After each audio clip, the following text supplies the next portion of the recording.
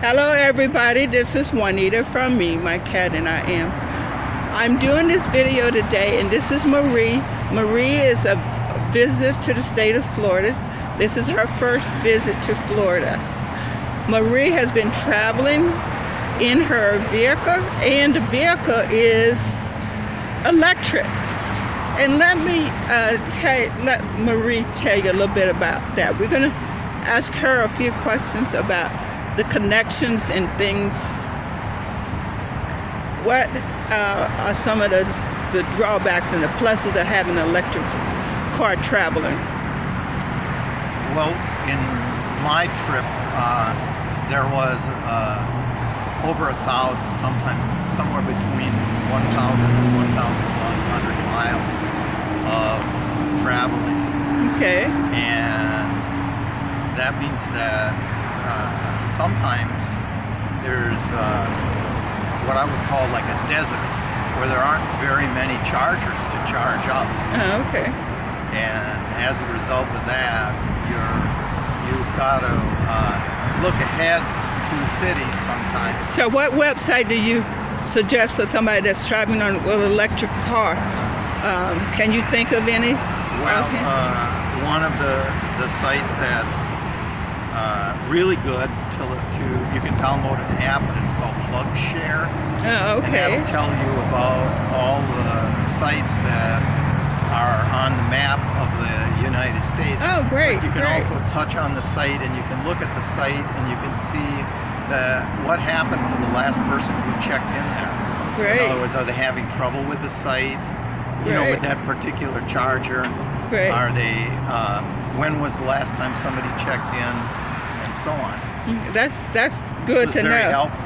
Now you've traveled from the state of Wisconsin to Florida, which is a lot of miles. I think you said 1,185 around that, to the state of Florida in Tampa Bay area. We're in the Tampa Bay area here. I'm going to let Marie show you some of her car setup, and then we'll talk about it after. So you can show me the back and how you do. Okay, so here is the car setup. Kind of look in the side here a little bit during the day. Okay. Okay. And here's what it looks like in back. Okay. And then I have a blanket over the top of this to conceal things a little bit. Okay. And that's so that the car doesn't draw too much of attention, the kind of attention you don't want when you're a car camper. So I have the blanket over the top, but I also, at sometimes, I bring all the gear back into the back and completely lift the seats up in the back so that it Give looks us a little like bit of as much as you possibly can. Not the whole thing, just give it, you take off the blanket here. Yeah, I take off the blanket. Okay. And I take this down here. Pop this out.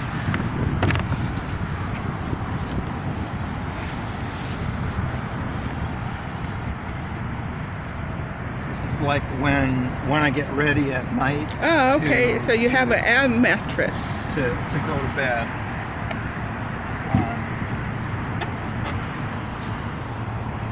Okay.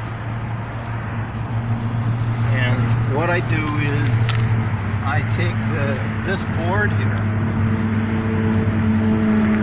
and I put it on the headrest right here, okay? And you want those headrests so that they're not all the way out, because you don't want to bend the headrest down. Okay. You like that on there, okay? And then you put this on here, and this kind of acts as a little bit of a filler to try to even this out. And then I have a chair on here, and that also provides a little bit of strength. And then what I do is I take this piece here, and you can see these hard pieces of plastic. if you have those hard pieces of plastic down, you can scratch the inside of your car, and that can take away the value of your vehicle. So what you want to do is you want to take it and you want to turn it upside down, and then bring it right in here like this, and then now it's time to roll out the mattress. So, okay. So in this case here, you can just. what I'm gonna go around this side. Take a look here, and Oh, okay, I get it. then you pull the mattress up.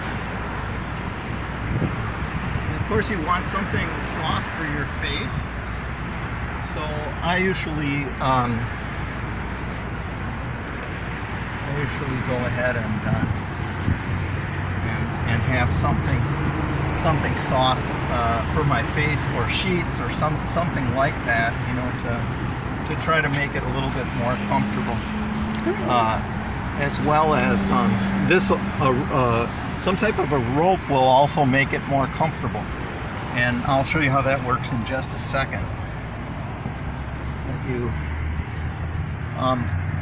Some people will get some wood, and they will put that down to make the bed flat in the bottom. That has some advantages in that you get a nice flat bed, but the problem with that is that where are you going to put those big pieces of wood, and are those big wood pieces going to scratch the inside of the vehicle? One thing I did is I put some masking tape on the inside here, especially where you think that something could possibly get scratched. And then typically before I blow the air mattress up at all, I usually make the bed. So you don't really have to blow the mattress up. We got a general idea in that, but well, you know what? It's kind of exciting, actually. Okay, if you insist. I insist here. Okay, Marie, if you insist, I will let you insist. We might as well go. We've gone this far. If you won't mind, come down the front.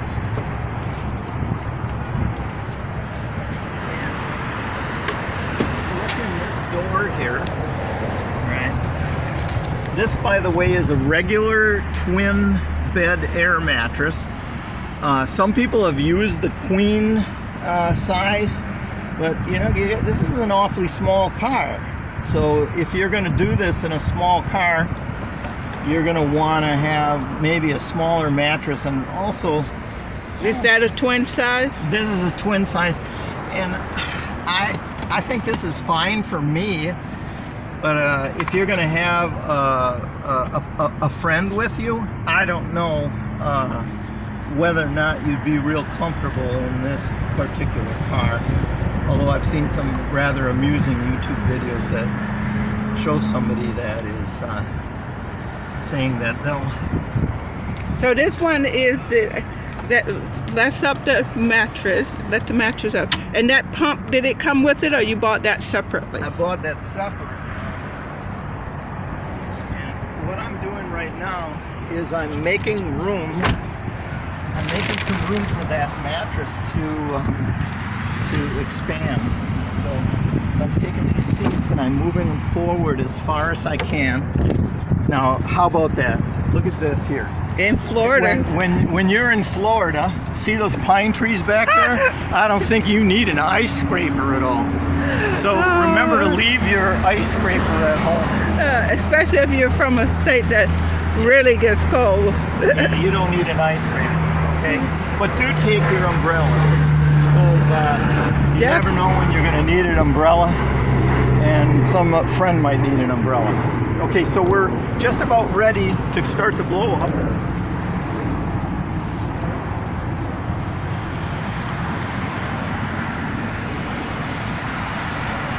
I'm going to stand here. This works really good with an inverter. cigarette inverter. Okay, so let's go around and look at the cigarette. So the air pump. So this is an air pump that plugs into to this little tiny 150 watt inverter, which also, by the way, can be used for things like maybe heating up a cup of coffee, can be used for charging your equipment.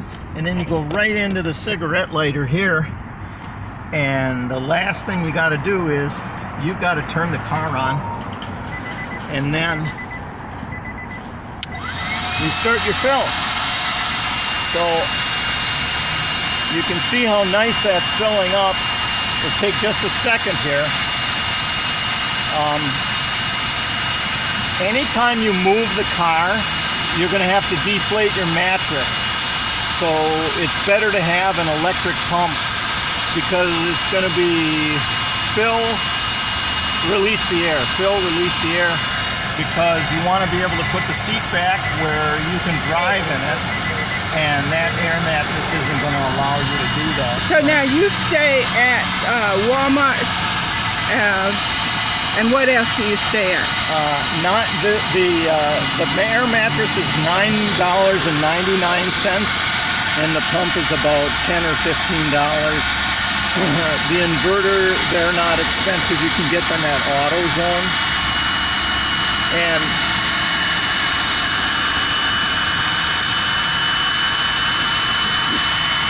now we're starting to get a fill on this. Okay. You can kind of hear it.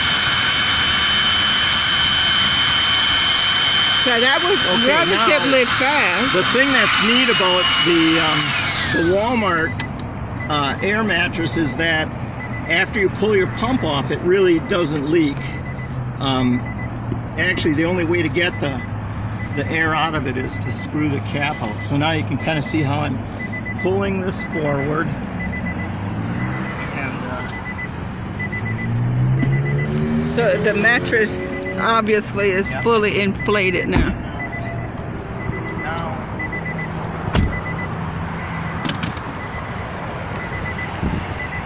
Because we all breathe, if you can, you want to bring your windows down just a little bit. Well, not that much. And here. Okay, and then in the back. Okay. Okay. Then you close this door up. Alright. And now is where this rope comes in. Okay. So if it's what I would call foul weather, you will have to close the door first and then fill the mattress in order to have the mattress expand to the amount of room that it has available. But if it was like it was last night, where it was maybe close to 70 degrees, what you can do is you can take a cord, like from a coat, a wool coat or something. That also is helpful too, to have a wool coat around, because sometimes you get a cool night and that wool coat will double as a blanket. Mm-hmm. Right. So you bring it around here, and then so you're going to have your hatch back is going to be open a little. Right, and that's going to be that's also going to be good for a vent. Now, if you're going to have your hatch open like this, you don't want that hatch sticking out in the middle of the parking lot. So what would be a good idea is to take it and back it up by a tall bush or some shrubs or something, so that you don't have anyone seeing that your hatch is open. That's the purpose of pulling this down a little bit. Okay. So now you primarily stay at the Walmarts. Primarily I stay at the Walmarts, but I have found, that in certain jurisdictions, they've made it illegal for people to lounge or sleep in their cars. So, for example, in Clearwater, Florida, you might be woke by police in the middle of the night, and they can be a little scary because there are some assumptions that are made about people that sleep in cars, like that they're nefarious people that are troublemakers in the community and so on. However, there are a lot of us who are car campers who actually have plenty of money. This is a 2016 Nissan Leaf, and I plan to buy a 2018 pretty soon, and that car costs $37,000. So, yeah. So the bottom line is, if you like car camping, which I do also, and if you want to and you feel comfortable, I gave you a website, and I've talked to my viewers about this website, and it's called allstays.com.